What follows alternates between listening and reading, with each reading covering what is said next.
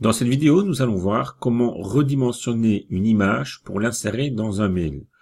En fait, quand vous avez un mail, c'est très important d'optimiser le poids du mail, donc la taille du mail pour l'envoyer, parce que si il est trop volumineux, il risque de ne pas arriver à vos destinataires.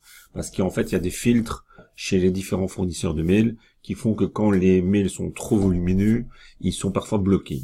Donc, je vais vous montrer une astuce toute simple et gratuite pour redimensionner vos images si vous avez des grosses images, des grandes images. Vous allez sur I Love IMG.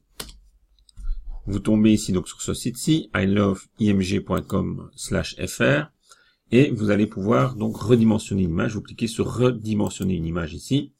Vous allez sélectionner votre image sur votre disque dur. Alors moi je vais choisir celle-ci.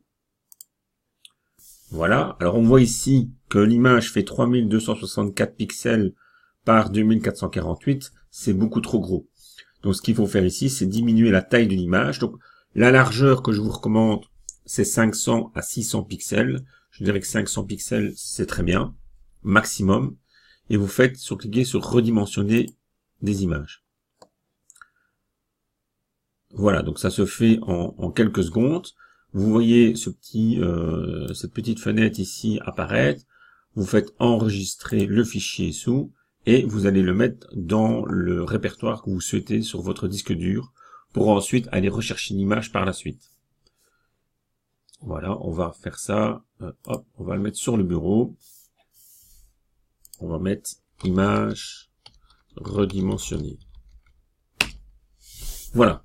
Comment on peut redimensionner une image facilement? On va aller voir sur le bureau. Elle est ici. Et elle est beaucoup plus petite. Alors si on veut savoir, ça c'est un détail, mais voilà, je passe la souris. Elle est dessus, elle est de 500 par 375. Et elle fait 104 kilo-octets. Alors c'est encore un petit peu beaucoup. Idéalement, il faut que ce soit un peu moins encore.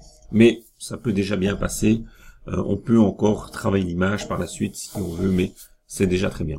On va voir dans une prochaine vidéo comment insérer une image dans un mail.